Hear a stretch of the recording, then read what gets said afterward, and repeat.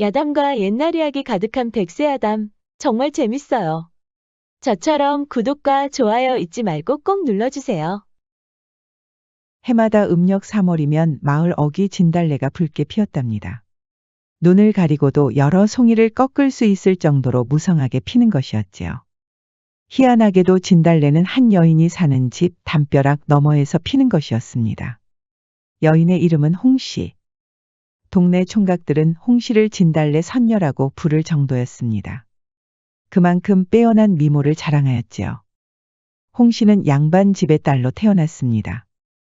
본래 지방 유력 양반 가문 출신으로 대대적으로 관리직을 배출하였습니다. 고조부나 증조부대에서는 암행어사 수행원을 하거나 향리 출신으로 승승장구하여 지방 토지를 대규모로 사들여 지주화가 된 가문이랍니다. 홍씨는 그렇게 부족함 없이 자랐다가 좋은 가문에 시집을 갔습니다. 남편 집안은 한양과의 상업교류로 막대한 부를 일군 신흥 자본가 출신이었습니다.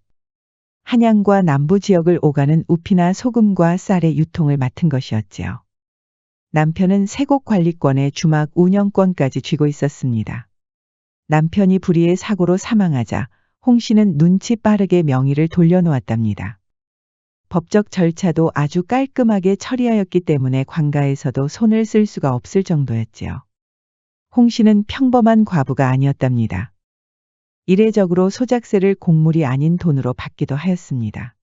소작농들과 상인들은 그런 홍씨에게 불만이 있었지만 감히 거역하지도 못하였습니다. 가뭄이나 흉작이 나면 곡물을 일부러 풀어주며 은혜를 베푸는 신용을 한 것이었습니다. 홍씨의 이런 행동은 권위자와 보호자 이미지로 점점 굳어진 것이었습니다. 홍씨가 사는 동네에는 칠복이라는 머슴이 살았습니다.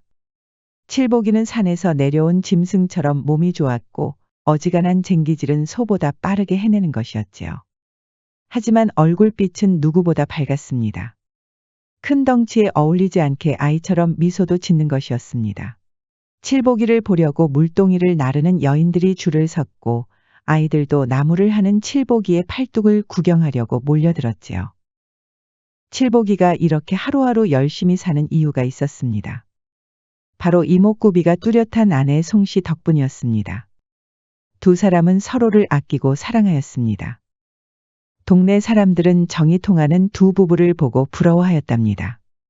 어느 날 칠복이가 투덜거리며 집으로 들어왔습니다. 무슨 일인데 그래요? 아무래도 이번 일도 글렀어. 설마 또 그만둔 거예요? 이번에는 왜 또? 칠복이는 권대감 집에서 머슴살이를 하고 있었습니다. 권대감이 어느 날 송아지를 놀라게 했다는 이유로 빗자루로 등을 치는 것이었지요. 그것도 한두 번이 아니었습니다. 도저히 참을 수 없었던 칠복이는 기어코 폭발하고 말았습니다. 양반마님. 머슴도 사람이란 말이에요.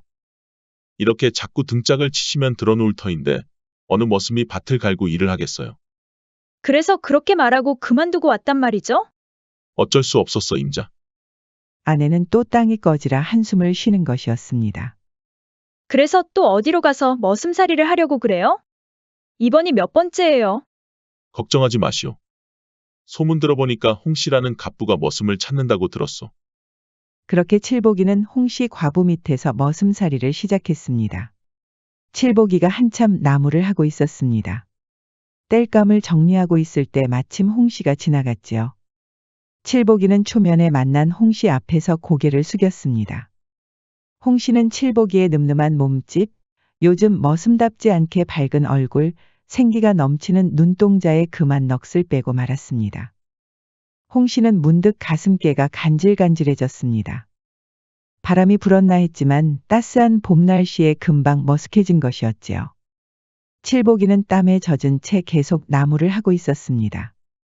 홍씨는 관심 없는 척 능청스럽게 지나가면서 눈길을 주었습니다.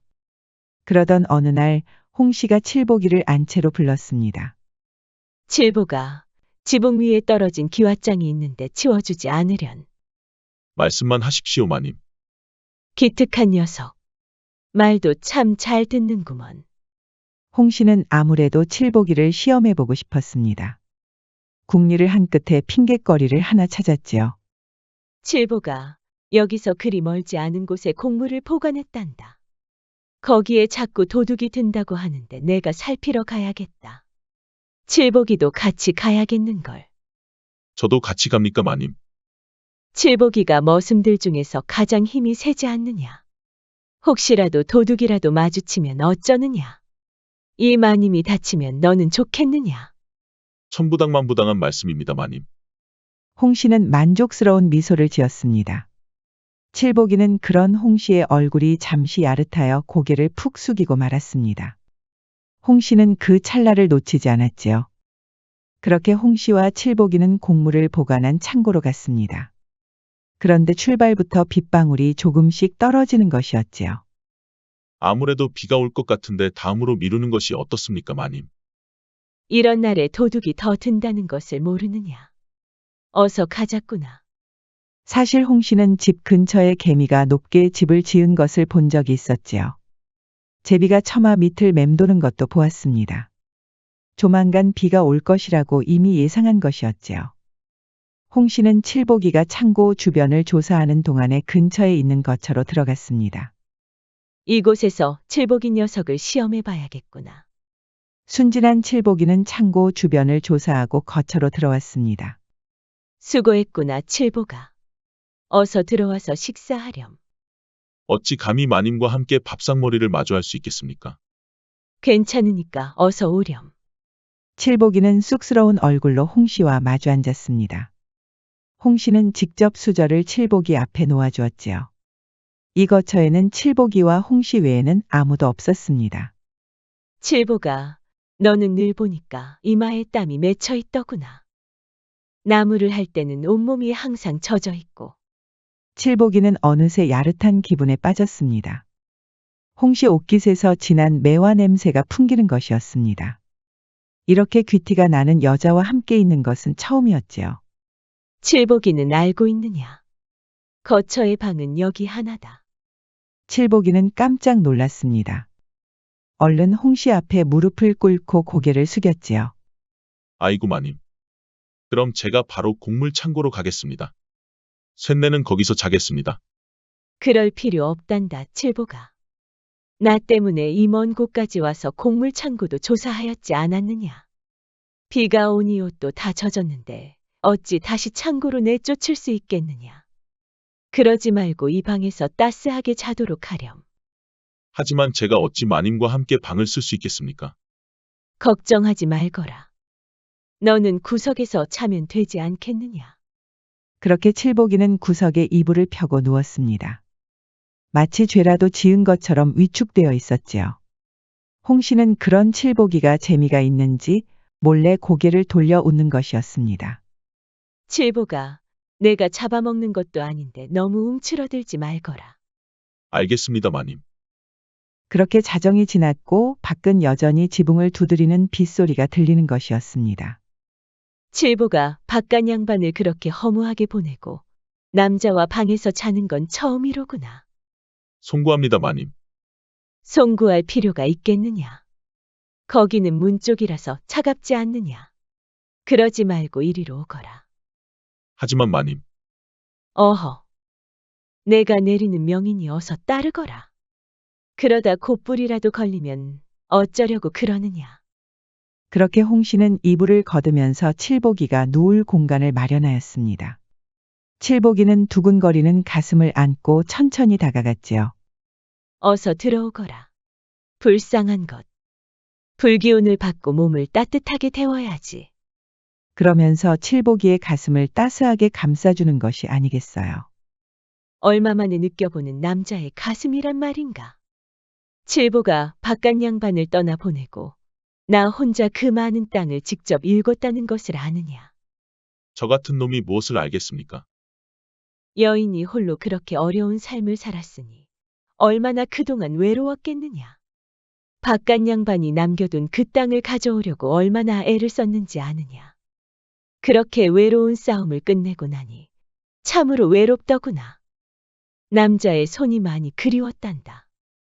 나도 참 웃기는 여인이 아니더냐. 그렇지 않습니다, 마님. 남자가 여인을 그리워하는데 여인이라고 남자를 그리워하지 말라는 법이 있겠습니까? 이해해줘서 고맙구나, 칠보가. 그러니 너도 날 이해해 주렴. 무슨 말씀이신지. 홍 씨가 갑자기 칠복이를 끌어안는 것이 아니겠어요. 마님. 이러시면 아니 됩니다. 날 이해한다고 하지 않았느냐. 내 말을 잘 들으면 널 소장농으로 키워주겠느니라. 소장농이라고 하니 칠복이는 주춤하였습니다. 말리던 손도 갑자기 멈춘 것이었지요. 홍 씨는 다시 웃으면서 칠복이를 끌어안았습니다. 밖은 여전히 빗소리로 요란하였지요. 홍 씨와 칠복이가 있는 거처만이 뜨거운 온기를 발산하고 있었습니다. 집으로 돌아온 칠복이는 아내를 볼 면목이 없었습니다. 홍 씨 생각에 밥상 앞에서 계속 밥알만 씹는 것이었지요. 그렇게 밥만 씹지 말고 여기 생선이랑 김치도 좀 먹어요. 미안하네 임자. 몸이 피곤해서 말이야. 김치를 입에 넣고 또 한참 밥알과 김치만 씹는 것이었지요. 이 사람이 왜 이러나? 몸이 좀 허해진 거 아니에요? 칠복이는 빨래를 널다가도 넋을 놓고 있었습니다. 뒤에서 지켜보던 아내는 걱정이 많을 수밖에 없었지요. 홍 씨는 칠복이를 안채에 불렀습니다. 칠복이는 얼굴이 새빨개져서 홍 씨 얼굴도 제대로 못 쳐다봤지요. 그런데 칠복이 앞에 진수성찬이 있는 것이었습니다. 너비아니와 편육까지 푸짐한 것이었지요. 마님, 이게 다 무엇입니까? 자네가 얼마나 힘을 썼는가. 이 정도 대가는 치러야지. 칠복이는 무릎을 꿇고 또 한 번 고개를 푹 숙였습니다. 저번 일은 정말 죽을 죄를 지었습니다, 마님. 결단코 그런 일은 또 없을 것입니다. 네 놈도 좋았으면서 뭘 그리 정색을 하고 그러나. 칠복이는 뜨끔하였습니다. 사실 홍 씨에게 도저히 잊을 수 없는 묵직함을 발견한 것이었지요. 그 묵직함은 아내에게 없는 것이라서 칠복이를 더 뜨겁게 달군 것이었습니다. 홍 씨는 쓱 하고 고개를 돌리더니 미소를 지었습니다. 칠복이는 그런 홍 씨를 보니 또 가슴이 두근두근 뛰는 것이었습니다. 어서 와서 맛있게 들 거라. 이 밥상은 날 즐겁게 한 대가라고 생각하거라. 칠복이는 아무 말 하지 않고 맛있게 먹었습니다. 홍 씨는 그런 칠복이를 유심히 보는 것이었습니다. 내가 이렇게 혼자 살아남을 수 있었던 이유는 단 하나다. 거래에는 아주 빠삭하거든. 주는 게 있으면 당연히 받는 게 있어야 하느니라. 마님 말씀이 옳습니다. 그러니까 너는 이 밥을 맛있게 먹고 소장농도 가지고 가거라. 그리고 오늘 밤은 나한테 맡기는 것이야. 칠복이는 침을 꿀꺽 삼켰습니다. 앞으로 내가 부르면 토달지 말고 오도록 하거라. 이것은 명이 아니라 거래인 것이니라.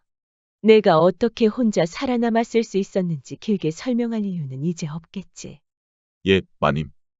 칠복이는 그렇게 일주일에 3번을 홍 씨 집에 들락거렸답니다. 사람들에게 들키지 않으려고 일부러 삿갓을 깊이 눌러 쓰는 것이었지요.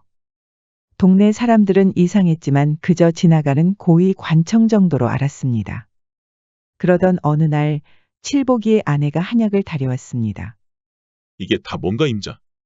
당신 요즘 몸이 허한 것 같아서요. 그래서 이렇게 한약 다려왔어요. 돈이 어디 있다고 이런 걸 다 드린단 말인가. 소장농이 된 뒤로는 살림살이가 많이 나아졌으니까 걱정하지 마세요. 그런 걱정 말고 한약이나 드세요. 칠복이는 아내가 달인 한약 덕분에 몸이 좋아졌답니다. 안 그래도 홍 씨 집에 드나들면서 몸이 많이 안 좋아졌지요. 언젠가 아내 앞에서 코피까지 쏟은 일도 있었습니다. 아내는 그런 사정도 모르고 칠복이한테 한약을 다려주는 것이었지요. 그럴수록 홍 씨의 집착은 더 심해졌습니다. 칠복이가 아내의 성화 때문에 늦게 오면 불같이 화를 내는 것이었지요. 칠보가 아무래도 오해를 하는 모양인데 너와 나는 거래를 하였다. 내 마음에 들지 않는 행동이라도 했다가는 소장농도 끝이라 이 말이야. 내일이라도 당장 소장농을 접으라고 할까. 죽을 죄를 지었습니다, 마님. 마누라가 밖을 나다닌다고 하도 성화를 부려서 그만. 그런 것도 하나 핑계를 못 댄단 말이냐. 그런데 갑자기 홍 씨가 칠복이를 끌어안는 것이었습니다. 칠보가 너를 안으면 지금껏 겪었던 모든 고통이 사라지는 것 같더구나. 내가 여기까지 올라오는데 얼마나 힘들었는지 아느냐. 그 모진 고통을 다 참아내고 여기까지 왔느니라. 그런데 너를 보는 순간 그 고통을 말끔히 씻어낼 수 있었다. 그리고 확신하였지. 곡물 창고로 같이 가자고 한 것도 다 그런 이유 때문이니라. 그럼 저를 일부러 데려간 것입니까, 마님? 그렇단다, 칠보가. 처음에는 시험해 보겠다는 욕심이었지. 너와 밤을 보내고 나서 확실해졌다. 이제부터 칠보기는 내 것이니라. 칠복이는 그날 이후로도 코피를 여러 번 쏟았습니다. 아내는 그럴 때마다 더 좋은 한약을 다렸지요. 칠복이는 아내에게 미안해서 고개를 들기가 힘들었습니다. 생각해 보렴. 너는 어차피 나에게 진수성찬을 받고 소장농도 하지 않느냐. 너의 아내는 충분히 대가를 치르는 것이니라.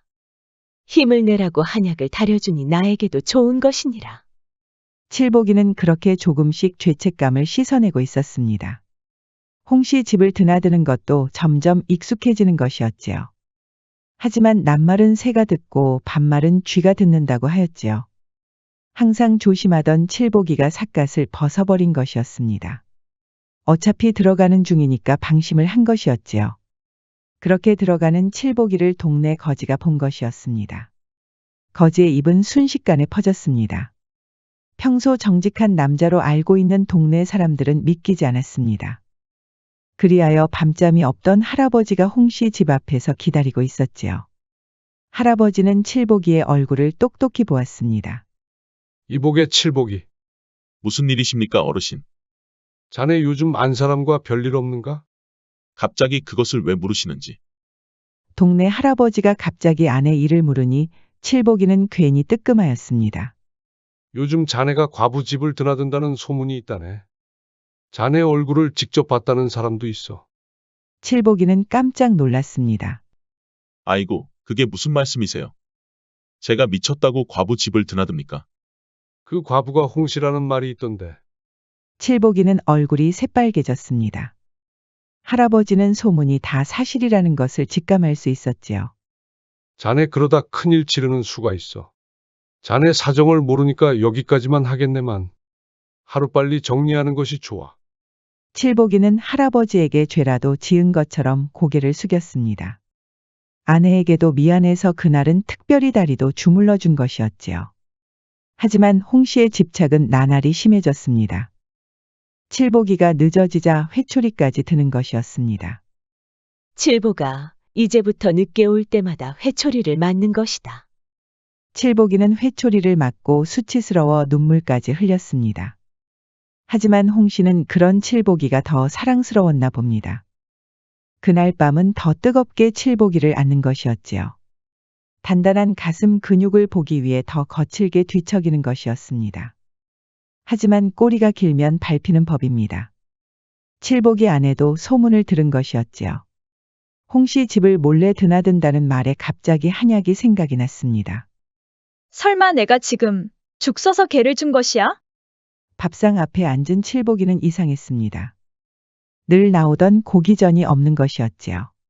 이복의 임자, 오늘 고기는 사오지 못한 것이야? 정신이 좀 없어서 못 샀어요. 오늘은 그냥 드시구려? 몸 건강하라고 고기전 매일 먹으라더니 그렇게 정신이 없었는가? 언제는 허리가 남자의 생명이니까 고기 열심히 먹으라고 하더니. 허리야 뭐 다른 집에서 쓰니까 내가 신경 쓸 이유가 있겠어요? 칠복이는 바로 살에 들려서 기침을 하는 것이었지요. 다른 집에서 허리를 쓴다니 그게 무슨 말인가? 그야 홍시인지 백시인지 하는 여편네 집에서 허리 많이 쓰지 않아요? 이 사람아, 아무리 그래도 그렇지. 우리한테 소장농의 기회를 준 분한테 그게 무슨 말인가? 그리고 그분은 과부야. 아내는 과부라는 말에 눈이 뒤집히는 것 같았습니다. 부잣집 과부와 놀아났다니 정말 부하가 치밀었지요. 아내는 칠복이를 미행하기로 했습니다. 오늘도 곡물 창고를 조사해야 한다면서 밤늦게 길을 나서는 것이었지요. 아내는 처음으로 누군가를 미행하니 괜히 가슴이 뛰고 긴장이 되는 것이었습니다. 밤새 걸어가서 도착한 곳은 역시나 홍씨 집이었습니다. 아내는 가슴이 더 심하게 뛰는 것이었지요. 칠복이는 삿갓을 깊게 눌러쓰고 홍씨 집으로 들어갔습니다. 아내는 조심스럽게 홍씨 집으로 따라 들어갔습니다. 홍씨가 오늘은 탕평채와 갈비찜까지 준비했습니다. 그만큼 많이 먹고 오늘 밤도 힘을 내라는 것이었지요. 칠보가 오늘은 특별히 많이 먹어야 한단다. 왜 그러십니까, 마님? 오늘 갑자기 관가에서 들이닥쳐서 애를 좀 먹었단다. 내가 수확량을 축소했다고 하더구나. 마님께서 정말 수확량을 축소하셨습니까? 그러자 홍 씨가 음흉하게 웃는 것이 아니겠어요. 그야 관청 관리들이 늘 해결해 주었지. 내가 갑자기 나쁜 년으로 보이느냐. 하지만 그렇게 하면 안 되는 일 아닙니까? 역시 칠보기는 순진하구나. 그 수많은 땅을 거닐 수 있으려면 그 정도는 해결해야 하느니라. 관청 관리들이 얼마나 많은 돈을 빼먹는 것들인데 나란이라는 놈들에게 빼앗기느니 관청 관리들과 결탁하는 게 더 낫단 말이다. 칠보기는 새삼 홍 씨가 무서운 것이었습니다. 마님의 계략에 완전히 걸려든 기분이었지요. 칠보기가 상관할 일은 아니다. 아무튼 많이 먹고 힘을 좀 내보거라. 칠보기는 그렇게 또 홍 씨의 소유물처럼 놀아났지요. 그리고 칠보기의 아내가 밖에서 지켜보고 있었습니다. 두 사람이 방에 있다는 것만으로도 분노가 치밀었습니다. 아내는 조심스럽게 다가가서 문을 열었습니다. 그리고 칠보기와 홍 씨의 낯뜨거운 모습을 볼 수밖에 없었습니다. 칠보기와 홍 씨는 화들짝 놀라고 말았지요. 임자, 어떻게 여기에 있는가? 아내는 화가 나서 그대로 집으로 돌아갔습니다. 어서 가서 네 마누라를 말리거라. 이 사실이 밝혀지면 너나 나나 끝장이니라. 알겠습니다, 마님. 칠보기의 아내는 그날 밤에 드러누워 아무 말도 하지 않았습니다. 칠보기가 몸을 건드리면서 불러도 대답하지 않았지요. 다음 날에도 아내는 별말을 하지 않다가 갑자기 진수성찬을 차린 것이었습니다. 너비아니와 탕평채, 조기구이와 도라지나물까지 있는 것이었지요. 후식으로는 곶감과 대추도 있었습니다. 임자, 이게 다 무엇인가? 오늘 이거 많이 드시고 저도 좀 부탁드려요. 뭘 부탁한다는 것이오? 다 알면서 그러시나? 칠보기는 황당해서 할 말을 잃었답니다. 아내의 시위라는 것을 알면서도 마음이 착잡한 것이었지요. 임자에게 정말 큰 죄를 지었소. 앞으로는 홍 씨를 찾아가지 않을 것이오. 그렇게 되면 소장농도 못할 텐데 괜찮겠어요? 어쩔 수 없지 않겠소. 그렇게 칠보기는 더는 홍 씨를 찾아가지 않았습니다. 홍 씨는 여종을 시켜서 칠보기를 불렀지요. 칠보기가 없는 밤은 도저히 견딜 수가 없었습니다. 칠보기 역시 홍 씨와 거리를 두었더니 그 뜨거웠던 밤이 자꾸 아른거리는 것이었습니다. 아내에게 없는 그 묵직함이 자꾸 손에서 떠나지 않는 것이었지요. 그러던 어느 날이었습니다. 홍 씨가 새로운 머슴을 들인 것이었지요. 칠보기는 아내를 생각해서 다행으로 여겼지만 한편으로는 홍 씨에게 섭섭하기도 하였습니다. 이제 그 묵직함은 다른 놈의 손으로 넘어가는 셈이니까요. 칠보기는 슬쩍 아내 뒤로 다가가서 어깨를 매만졌습니다. 아내도 당연히 소식을 들었을 테니까요. 그런데 아내의 반응은 뜨뜻미지근하였습니다.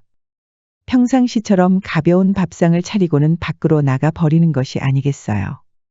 우리 임자가 아직도 화가 덜 풀렸구먼. 그럴 수밖에 없겠지. 내가 이제 진짜 죽을 때까지 우리 임자만을 위해 살 것이야. 그날 밤에 칠보기는 쿨쿨 잠에 빠졌습니다. 요즘 아내를 위한답시고 일을 열심히 하기 때문이었지요. 그런데 옆에서 자고 있던 아내가 천천히 일어서는 것이었습니다. 칠보기가 잠이 들었는지 감은 눈앞에 손을 흔드는 것이었습니다. 그러더니 조심스럽게 일어나서 밖을 나가는 것이었지요. 대체 아내는 어디로 가는 것일까요? 아내가 도착한 곳은 다름 아닌 홍 씨 집이었습니다. 홍 씨는 칠보기의 아내가 찾아왔다고 하니 놀랄 수밖에 없었지요. 드디어 올 것이 왔다라고 생각했을까요? 홍 씨는 굳은 얼굴로 칠보기의 아내를 방으로 들였습니다. 비록 홍 씨가 신분이 더 높지만 칠보기의 아내가 화를 내도 다 받아줄 작정이었지요. 그런데 이게 무슨 일인지. 칠보기 아내가 홍 씨에게 절을 올리는 것이 아니겠어요. 자네, 지금 뭐 하는 건가? 그동안 우리에게 소장농을 주셨으니 마땅히 절을 받아야지요. 그건 그렇네만 자네한테 절을 받을 상황이 아닌 것 같은데. 그렇지 않습니다, 마님. 제가 오늘 찾아온 것은 거래를 하려고 온 것입니다. 거래라니. 앞으로도 우리 칠복이 잘 부탁드립니다. 홍 씨는 선뜻 이해할 수가 없었습니다. 자네도 알겠지만 칠복이는 이제 내 머슴이 아닐세.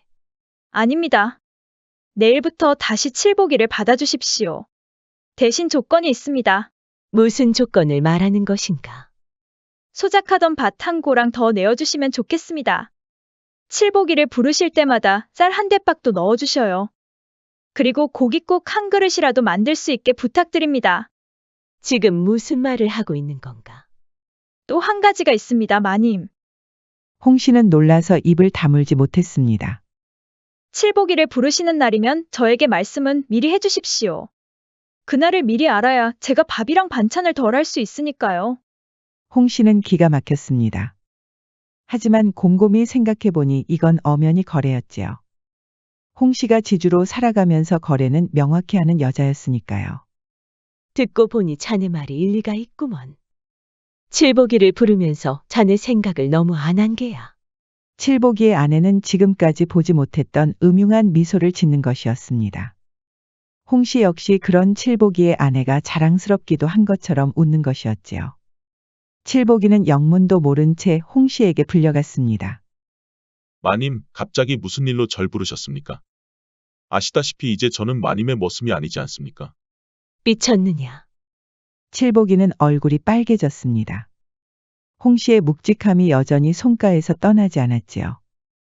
마님, 저는 이미 마누라와 약조를 하였습니다. 다시는 마님을 뵙지 않겠다고요. 걱정하지 말거라.